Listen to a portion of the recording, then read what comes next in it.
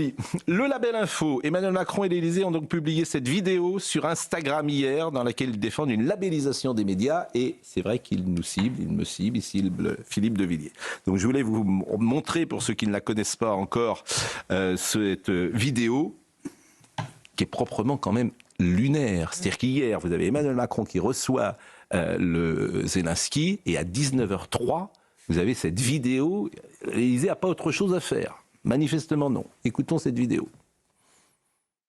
Emmanuel Macron envisage un label pour les médias. Il y aurait les bons médias et les moins bons. Comment ne pas voir dans cette initiative une tentation autoritaire d'un président mécontent du traitement médiatique et qui souhaite imposer un récit unique. Je propose un nom pour ce nouveau service de communication, la Pravda. Jamais la menace totalitaire n'a été aussi présente, aussi probable depuis la peste brune et la peste rouge qu'avec la Macronie finissante.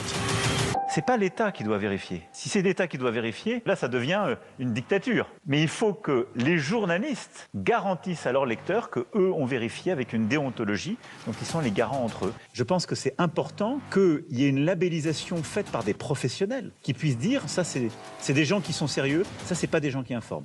Sauf que les professionnels, effectivement, quels professionnels? Parce qu'on n'est pas professionnel. Oui. Olivier de Lagarde. Ça fait 35 ans qu'on fait ce métier. On n'est pas professionnel, on ne sait pas ce qu'on fait, mais qui s'occupe de la dette publique, qui laisse les médias travailler. Vous le disiez très bien. Mais moi, je ne comprends pas cette stratégie d'ailleurs de l'Élysée. Je me dis c'est lunaire, parce qu'on voudrait vous faire de la publicité, mon cher Pascal, on ne s'y prendrait pas autrement. On voudrait faire monter ces news, on ne s'y prendrait pas autrement.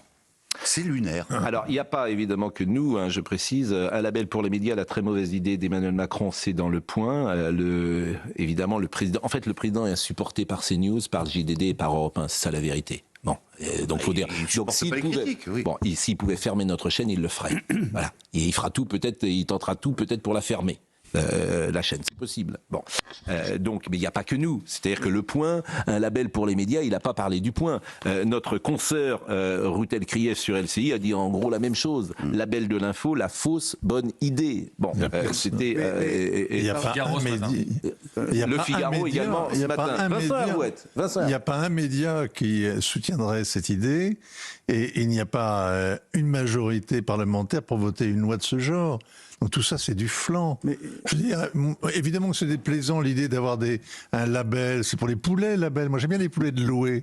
Mais j'ai aucune envie qu'il y ait des canards qui soient payés pour louer le président. Et c'est pas lui de proposer ça. C'est en cela que effectivement, il met un rapport. Il se met en première ligne. Alors il se met en première ligne. Après, il est étonné. Il y a quand même un vrai souci. Il y a un vrai souci, c'est les plateformes. Oui. La loi de 1881 a été pondue avant que il y a le numérique, évidemment, mais elle est il faut imposer, éventuellement, si on voulait avoir de l'ambition, essayer d'imposer aux plateformes, effectivement, le respect de la vie privée, le respect de la vérité, la non-diffamation, tout ce qui fait les lois sur la presse. Mais ce président passe son absolument. Ce président passe son temps à envoyer des messages sur les plateformes. C'est quand même délirant. Alors il tape d'un côté sur les réseaux sociaux et il passe son temps dessus. Ce n'est pas sérieux. En fait, il supporte les réseaux sociaux quand il n'y a que ces messages. Mais c'est une ambition d'impuissant en plus. Tout ça est absurde, quoi. Pascal Pierre Garbarini. Mais le raisonnement est inverse. Pourquoi ne s'intéresse-t-il pas plutôt sur le fait que pourquoi il y a autant de gens qui regardent CNews, qui écoutent Europe 1 et qui lisent le JDD? C'est l'inverse. C'est que vraiment il y a quelque chose qui se passe. Les Français ne sont pas bêtes. Pourquoi ils regardent cette émission? Les Français ne sont pas bêtes, ça. C'est vous qui le dites. Je suis pas sûr qu'à l'Élysée on partage ce point de vue. Oui, mais d'accord. Mais franchement, c'est l'inverse. Ils devraient plutôt s'interroger sur les raisons pour lesquelles il y a tant de personnes qui sont intéressées par ces médias-là. Non, mais au-delà de ça, moi ce que je dis, c'est ce qu'il dit est factuellement faux. Le mot désinformation. Je voulais vous faire écouter ce qu'a dit Philippe de Villiers.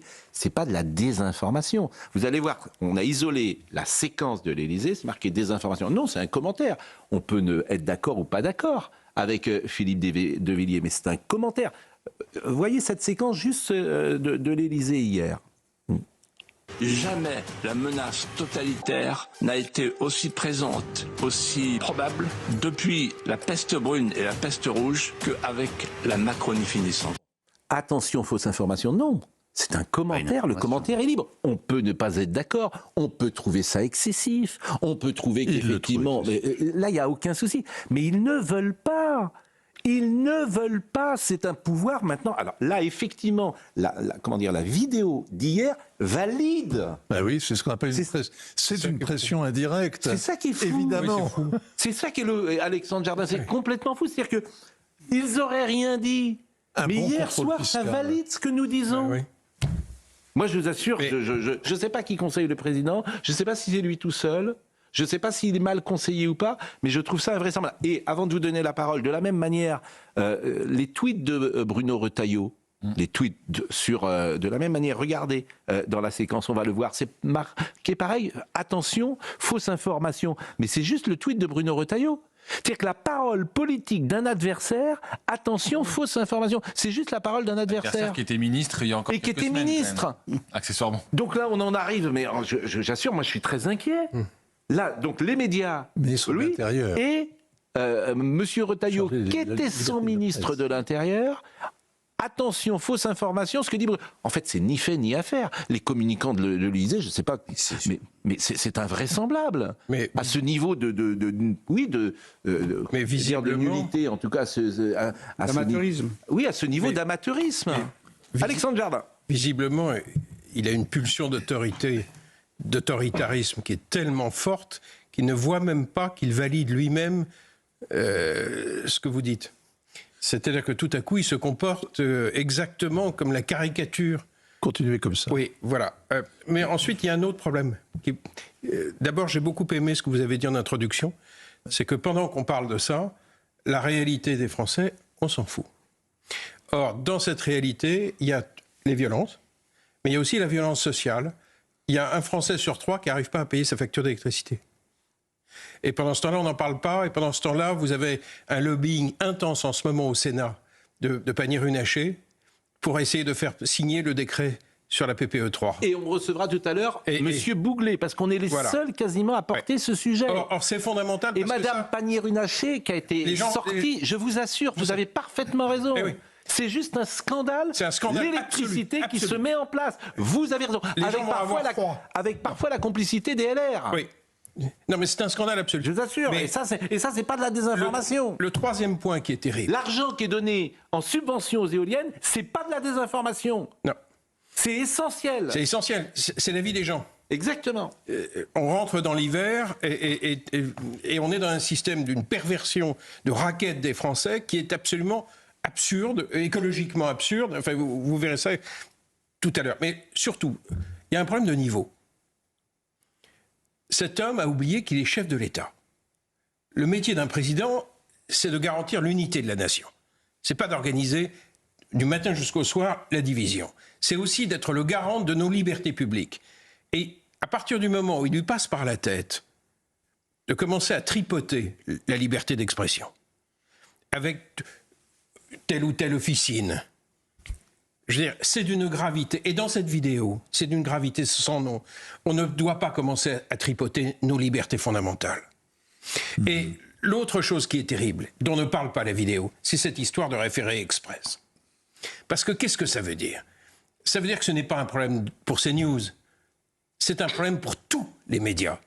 Parce qu'à partir du moment où les Français vont pouvoir saisir les juges, où on va transférer aux juges la possibilité de valider le vrai du faux, mais n'importe qui va contester. Alors, il faut expliquer ce qu'est le référé express, Thomas Bonnet. Va contester la une du Monde. On pourra saisir un juge qui devra statuer en 48 heures sur une information, sans parler du fond, parce qu'évidemment, en 48 heures, c'est pas possible. Donc, en fait, c'est vraiment une incongruité incroyable. Non, mais c'est un drame. Charlotte Dornelas. C'est dangereux. Charlotte Dornelas qui ne s'est pas exprimée. Mais du coup, sans parler du fond, je suis inquiète, parce que s'ils ont 48 heures pour dire si la forme est vraie ou fausse, ça va devenir vraiment compliqué pour eux. Pour tous les médias. Non, mais, oui, mais tous les médias, il y a beaucoup de médias. Les médias, ils ne montent pas au créneau aujourd'hui. Oui, mais le référé peut être déclenché par n'importe qui. Ah oui, bien sûr. Donc ça va concerner tous les médias. Alexandre, je dis qu'il y a une alliance objective aujourd'hui entre Emmanuel Macron et la plupart des médias. Pourquoi ? Parce que la plupart des médias cible CNews. Les coups que nous ressemblons, qui sont les plus rudes, sont donnés par des journalistes. C'est Le Monde, c'est Télérama, c'est le Nouvel Obs, c'est Libération, c'est ces compléments d'enquête. Compléments d'enquête qui étaient hier soir chez Quotidien. C'est vous dire que tout ce petit monde-là se lie contre CNews. Donc l'alliance objective entre le président Macron et tous les médias, pourquoi ? Interrogez-vous, c'est la même question que mais il y a plein de journalistes dignes dans tous ces médias. Oui. Et qui ont une éthique. Mais oui, mais et qui ne sont absolument pas d'accord avec ça. Mais ils ne veulent pas. Non, il ne faut pas les mouiller là-dedans. Mais je ne les mouille pas. Je dis que les rédactions ne veulent pas parler de certains sujets. Je le sais, ça fait 40 ans. Ils ne veulent pas parler de certains sujets. Mais parfois pour des bonnes raisons, c'est toujours pareil. On ne va pas stigmatiser, on ne va pas mettre de l'huile sur le feu. Je connais tout ça. Mais le référé express expliquait les dangers que ça présente. Charlotte avait la parole. Non, mais simplement, c'est pas juste... Vincent a très bien dit qu'il faudrait une majorité, etc., pour arriver à une loi aujourd'hui sur ce sujet. Le vrai problème, et ce qui est inquiétant, c'est que c'est pas juste Emmanuel Macron qui est dans ce mouvement-là. Ursula von der Leyen en a parlé exactement dans les mêmes termes au niveau européen. Et il y a quelques années, le Premier ministre de la Nouvelle-Zélande, à la tribune de l'ONU, applaudi par absolument tout le monde, avait déclaré que désormais la liberté d'expression, ce sont ces termes, était devenue une arme de destruction massive dans le débat et qu'il fallait donc s'en méfier. Donc il y a un retournement de situation par rapport à la liberté d'expression qui va devenir une liberté surveillée. Pourquoi ? En raison du récit. On ne peut pas se permettre d'avoir un récit alternatif sur les choses. Emmanuel Macron, évidemment, ce que vous avez dit ce matin, il prouve par la vidéo exactement ce que vous redoutiez le matin même. Mais même si on regarde la séquence des derniers jours, on a le complément d'enquête qui se base sur une étude. Vous l'avez déjà dit, mais sur le long terme, c'est quand même assez fantastique. Qui se base sur une étude de Reporters sans frontières à qui éventuellement le label pourrait être confié.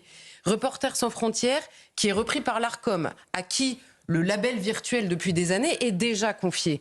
Et l'ARCOM se penche sur Reporters sans frontières, complément d'enquête le coupe, donc respecte la décision de l'ARCOM, mais elle est reprise à nouveau par l'ARCOM. Et par ailleurs, dans le complément d'enquête, vous avez la science qui dit qu'il n'y a aucun lien entre l'immigration et l'insécurité, lien qu'Emmanuel Macron lui-même avait fait il y a quelques années, repris sur tous les sites des différents médias, vous savez, intitulé « Vrai ou faux, le président de la République fait ce lien ». Donc moi, avec cette donnée-là, vous savez, on est en cours de maths en CM1, avec ce problème-là, bon courage Emmanuel Macron, bon courage. Donc il y a cette tentation...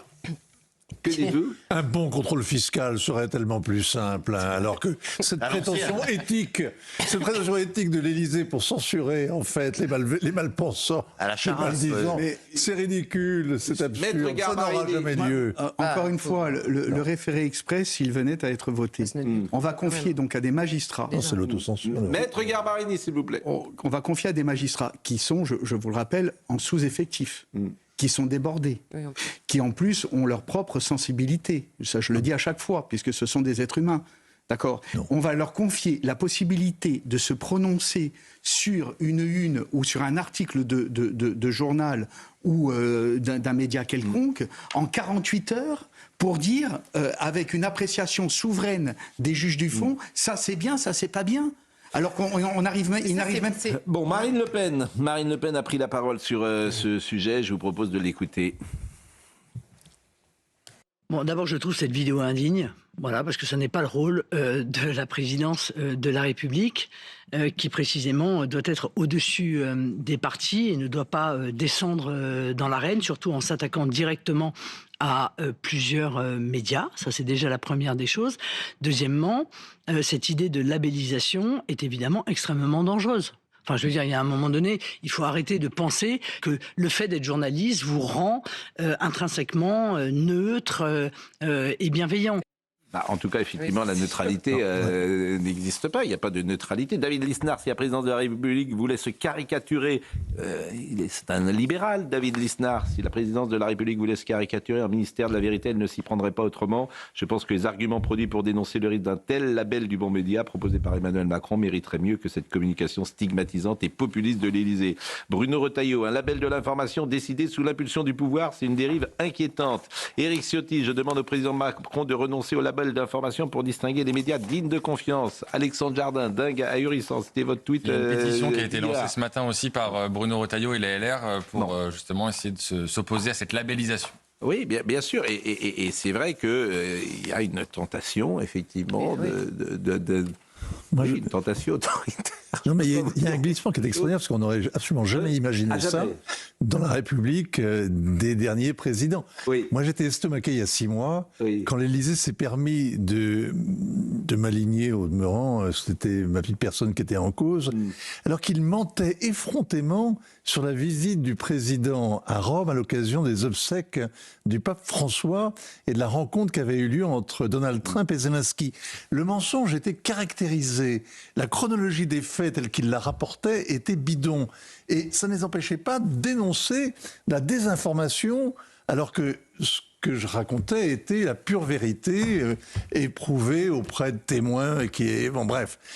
Et on n'avait jamais vu ça. Mensonge aussi patent, mais présenté sous la forme de la vérité vraie. Voilà, on va vous dire la vérité vraie, alors que c'était un montage à la façon du communautaire. Alors écoutez RSF qui est complètement décrédibilisé. D'ailleurs, le maire de Béziers, Monsieur Ménard, a dit « Je regrette ce qui est devenu RSF aujourd'hui », mais c'est pas nouveau la tentation d'Emmanuel Macron. Écoutez ce qu'il disait en 2018 aux journalistes. En fait, cet homme veut tout régenter. Il n'a pas à régenter la presse. Et déjà, ce que vous allez entendre, il avait cette volonté de régenter la presse. Il ferait mieux de s'occuper, effectivement, comme vous disiez, de la dette publique et d'une France qu'il a mis dans l'état dans lequel il l'a mise. Alors bien sûr qu'il n'est pas le seul responsable, mais quand il est depuis 8 ans président de la République et que dans tous les domaines, il va rendre la France dans un pire état que l'état dans lequel il l'a prise, je rappelle qu'il avait imaginé faire 60 milliards d'impôts par an. À l'arrivée, il y a 1000 milliards supplémentaires. Oui, 60 milliards d'économies par an. Il avait dit à Jean-Jacques Bourdin, je veux faire 60 milliards par an d'économies. Bon, et je précise qu'il n'est jamais venu sur notre antenne. Thomas Bauder disait ce matin, l'a invité, évidemment, une nouvelle fois avec Serge Léjard. Il peut venir sur notre antenne. Il n'est jamais venu. Il est venu, il a donné une interview à Edoui Plenel. Il a donné une interview à Max et Carlito. McFly et Carlito. Vous êtes jaloux. McFly et mais j'ai rien contre McFly et Carlito, mais je sais pas, t'es la première chaîne d'info. Il peut donner une interview, s'il le souhaite, à Laurence Ferrari et à Sonia Mabrouk, qui sont, comment dire, qui font les interviews. Il pourrait venir faire un grand débat en remontant ses manches avec toutes les rédactions qu'il attaque. Si, ce serait très intéressant. Ce serait bien. Laurence et Sonia font des interviews tout à fait remarquables, et je trouve que ça serait bien que le président vienne échanger avec elle, ce qui est quand même, me semble-t-il, la moindre des choses. On n'est pas rien. On est la première chaîne d'info. Il n'est pas venu une fois. Pourquoi? Interrogez-vous. Pourquoi?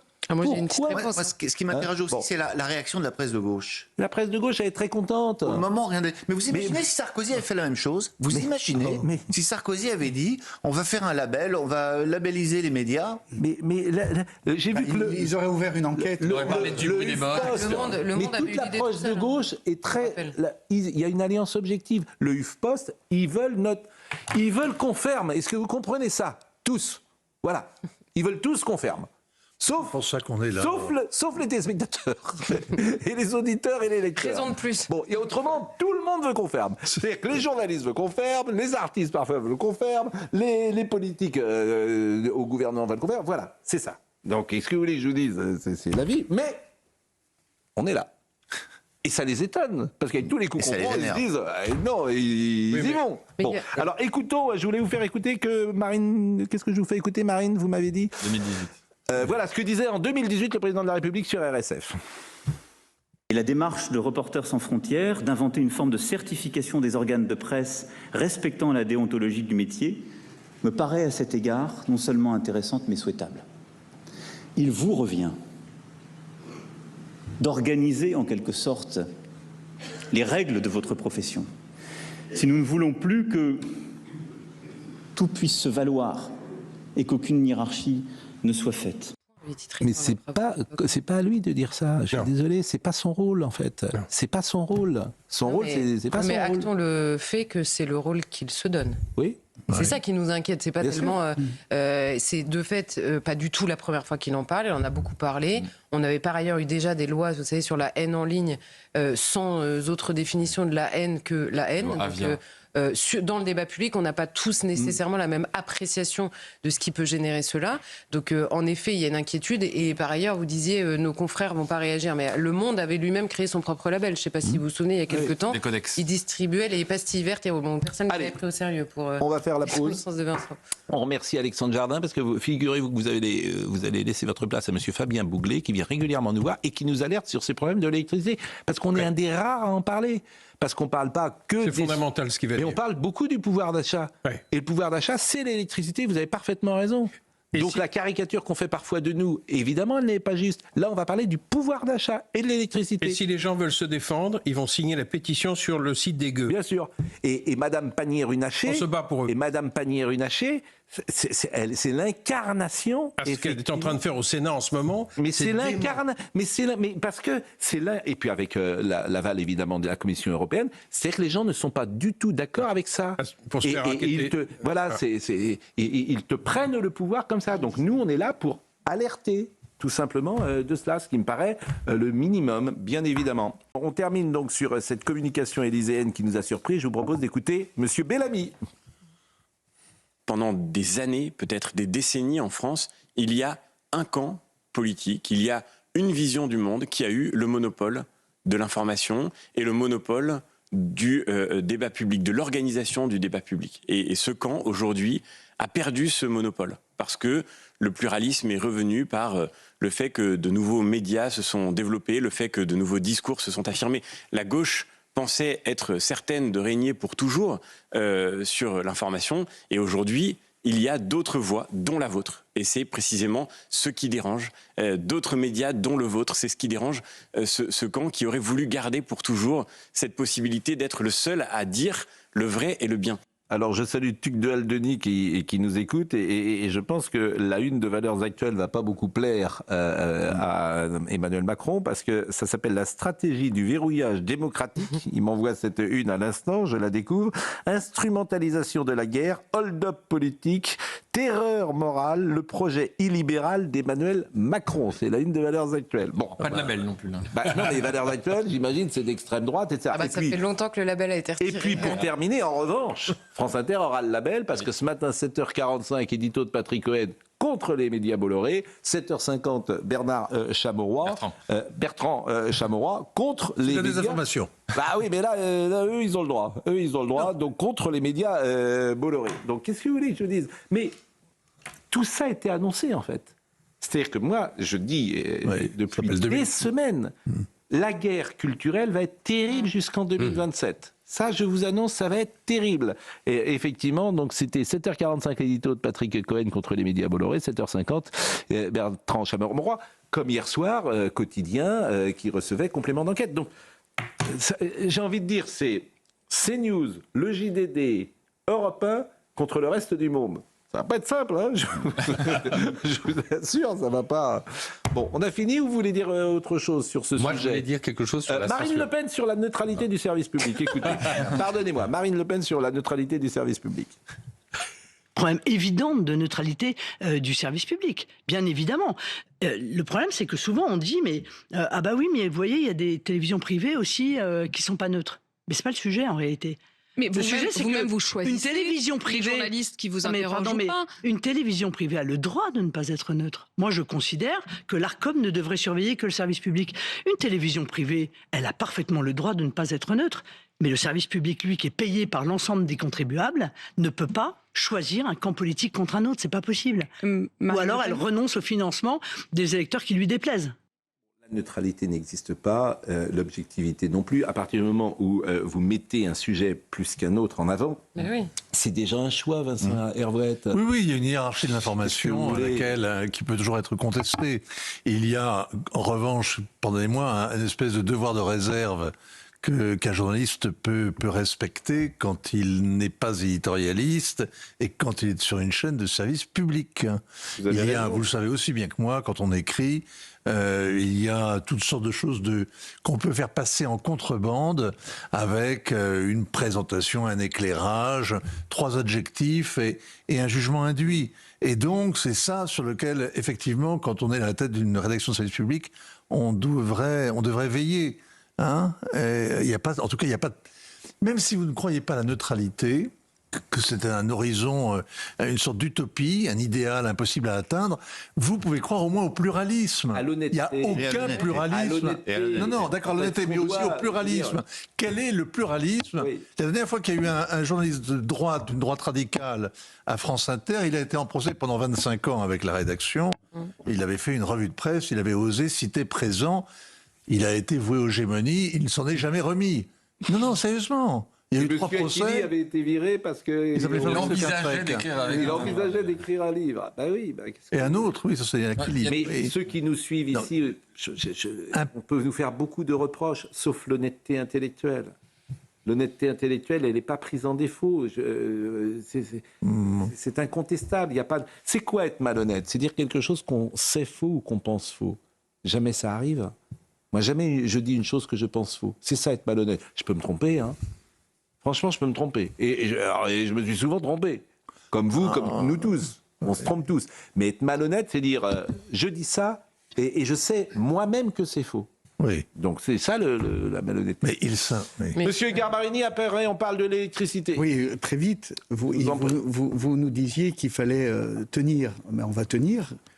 On va Il reste 15 mois. Oui, on va tenir 15 mois, mais comme les grognards de l'empereur. Ah, voilà. Les grognards de l'empereur. On sera le dernier carré. Mais ça, non, parce qu'en fait, on bougera pas. Non, mais il faut être attention, il faut être respectueux, il faut travailler sérieusement, professionnellement, avec beaucoup de rigueur. Parfois, si on fait des erreurs, on peut effectivement le dire, tout simplement. Contrairement à Emmanuel Macron, lui, il a fait plein d'erreurs, mais c'est Lolita, c'est pas ma faute à moi. Donc c'est ça sa chanson, c'est pas ma faute à moi, j'y suis pour rien. La dissolution, c'est pas moi. Tu parles, la dissolution, c'est pas lui. C'est qui? Bon, et on lui a vendu. En plus, on sait, nous, ce qui s'est passé pour la dissolution. Ils lui ont vendu que le RN serait au pouvoir et qu'il en sortirait grandi. Je le sais puisqu'ils nous l'ont dit avant. Et qu'on le savait. Les journalistes le savaient, en tout cas certains le savaient. Et après, ils t'auraient à mettre ça dans un autre truc. Bon. Bref, c'est la vie. Mais ça va se tendre, ça va se tendre.